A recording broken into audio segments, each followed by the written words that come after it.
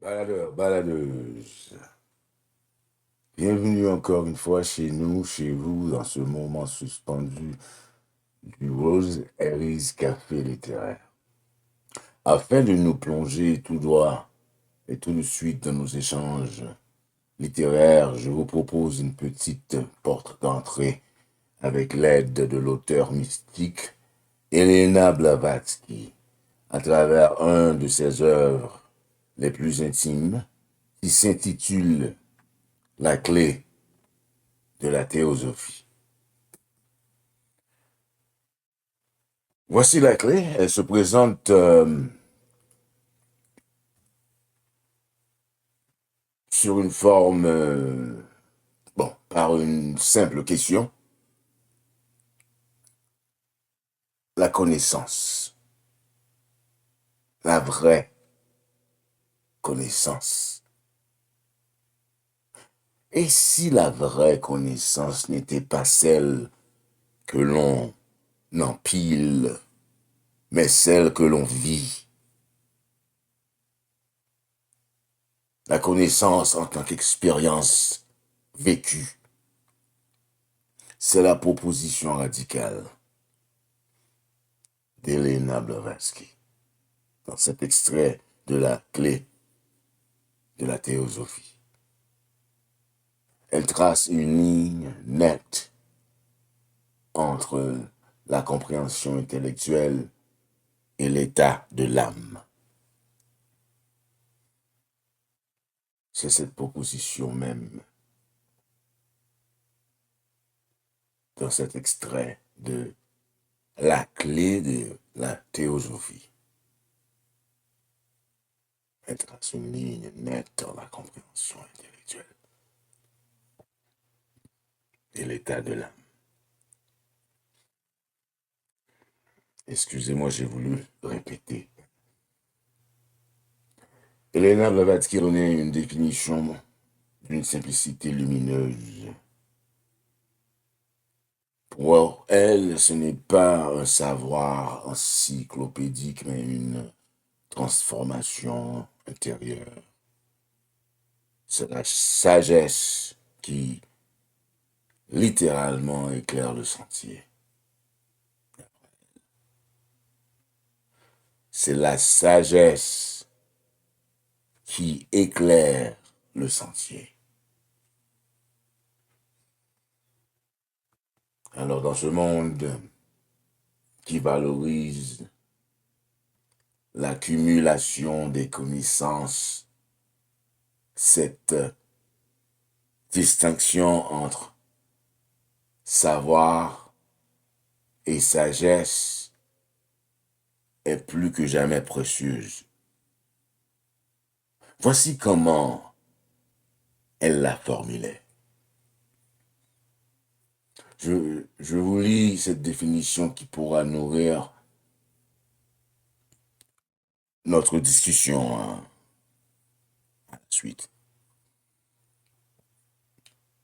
Voici le passage tiré de La clé de la théosophie de Elena Blavatsky, qui prolonge parfaitement l'introduction que j'ai étalée tantôt. Ce fragment met en lumière cette distinction essentielle entre la simple accumulation intellectuelle et la connaissance incarnée, c'est-à-dire l'expérience vécue. Lecture. La théosophie n'est pas, comme certains le croient, une science nouvelle ou une révélation venue d'en haut. Elle est la sagesse même qui a toujours existé et qui se trouve au cœur de toutes les grandes religions et philosophies. Mais cette sagesse ne s'acquiert pas par le seul effort de l'intellect. Elle doit pénétrer l'âme, devenir chair et sang. Elle doit se vivre Tant que la connaissance reste une simple accumulation de faits dans le cerveau, elle demeure stérile. Ce n'est que lorsqu'elle descend dans le cœur qu'elle éclaire chaque pensée, chaque acte que l'homme peut dire. Je sais. Ce passage reprend la tension centrale que j'ai évoquée dans l'introduction. L'opposition entre l'accumulation intellectuelle, c'est-à-dire les diplômes empilés, les données collectées, les informations qui défilent sans jamais s'incarner, et d'autres choses. On confond souvent la mémoire avec la sagesse. Pourtant, Blavatsky nous invite à distinguer trois pôles, trois manières d'être en rapport avec ce que l'on appelle la connaissance.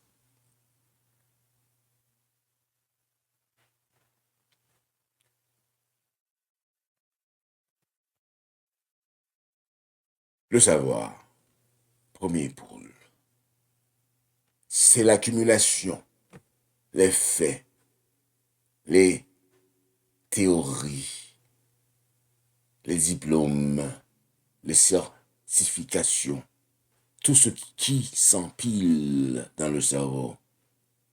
Comme elle le dit, c'est utile, nécessaire parfois, mais cela reste extérieur. C'est un avoir, non un être. Et tant qu'il reste à ce stade, il est stérile, non pas inutile, mais non fécond, non transformant. Et deuxième pôle, la connaissance, c'est le mouvement. C'est ce qui descend du cerveau vers le cœur, ce qui s'incarne, ce qui devient expérience vécue. Les anciens appelaient cela gnosis. Gnosis. Gnosis. Une connaissance qui ne se transmet pas par les livres, mais qui s'éveille dans l'âme. La langue anglaise distingue, fait la distinction entre knowledge, l'information accumulée, et knowing, l'acte vivant de connaître. Un savoir qui sait qu'il sait. Une conscience éveillée.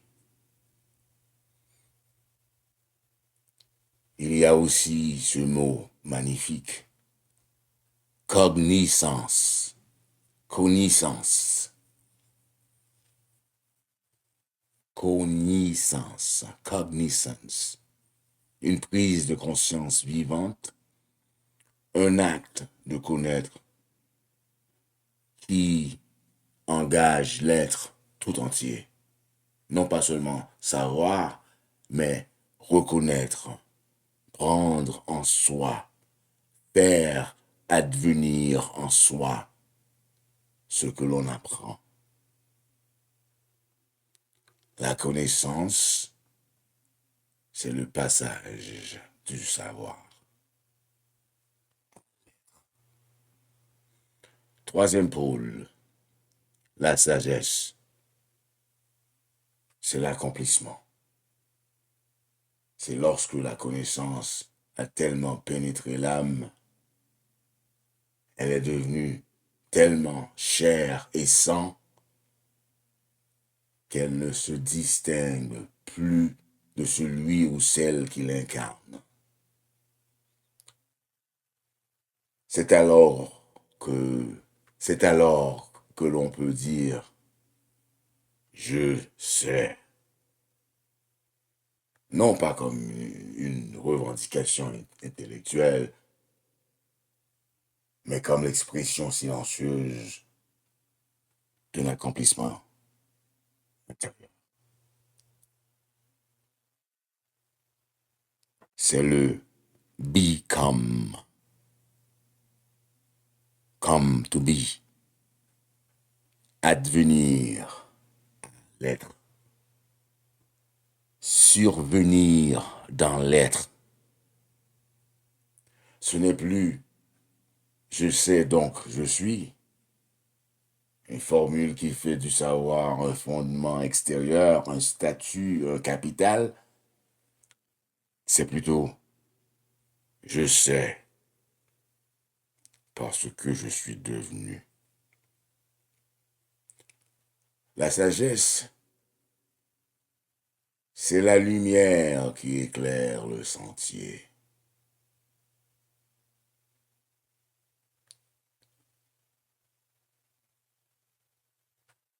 Et peut-être, hmm, et peut-être que ce je sais dont parle Blavatsky n'est pas un simple constat. Peut-être qu'il porte en lui l'écho d'un nom plus ancien, car dire je suis, c'est déjà toucher à l'ineffable. Dans la tradition hébraïque, le nom révélé à Moïse, Yahweh, Yod-Heh, Vav-Heh, YHWH, signifie précisément cela. Je suis celui qui suis. Ehyeh, Haché, Ehyeh. Un présent perpétuel. Un être qui est pure présence.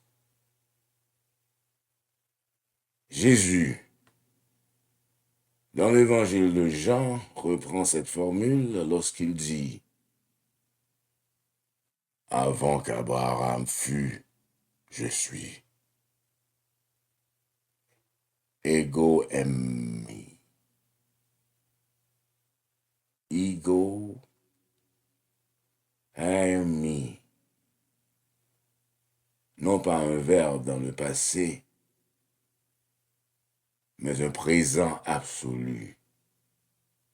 Un je suis qui ne se conjugue pas dans le temps, mais qui est. Et si l'on écoute le nom même de Jésus, Yeshua, Yeshua, il porte en lui la racine du salut, mais aussi cette proximité avec le je suis. Yah est en lui. Yahweh est en lui. En espagnol, on dit yo soy. Moi, je suis. En français, je suis. En anglais, I am. Blavatsky nous conduit vers un autre énoncé. Je sais.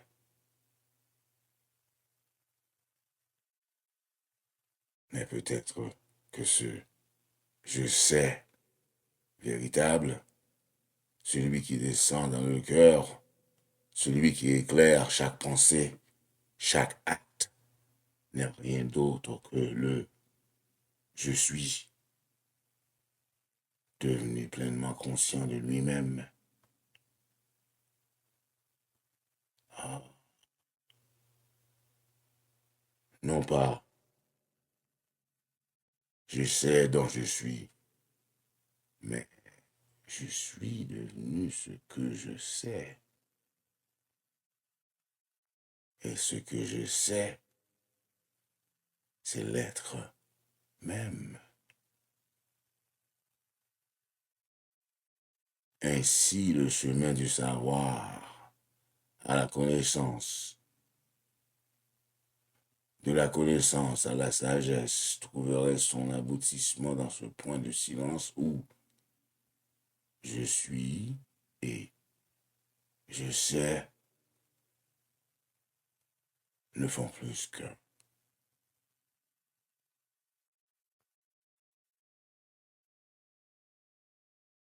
C'est peut-être cela la lumière qui éclaire le sentier. Non pas une idée, mais une présence. Non pas une formulation, mais un nom. Un nom que l'on prononce. Un nom que l'on ne prononce plus. Un nom que l'on est.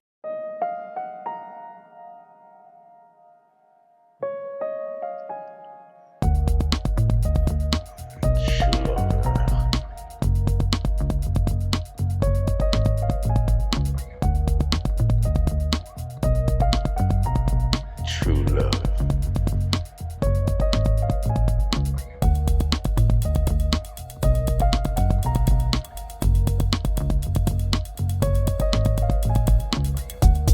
L'amour. L'amour sans toi, c'est quoi? L'amour sans foi, c'est quoi?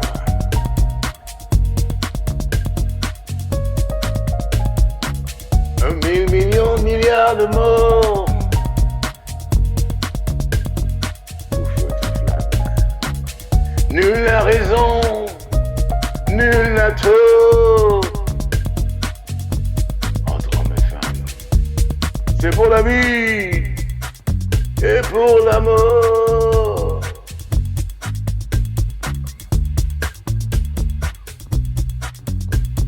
Alors,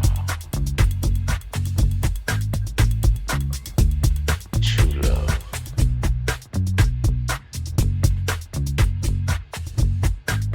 C'est la consistance. Cette consistance consiste à quoi? À ce qu'on cesse ou qu'on ne cesse pas. Ah, voici voilà une conjugaison du verbe être.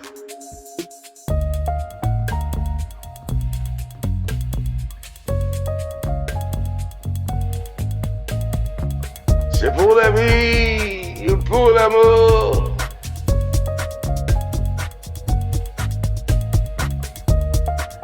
Nul n'a raison,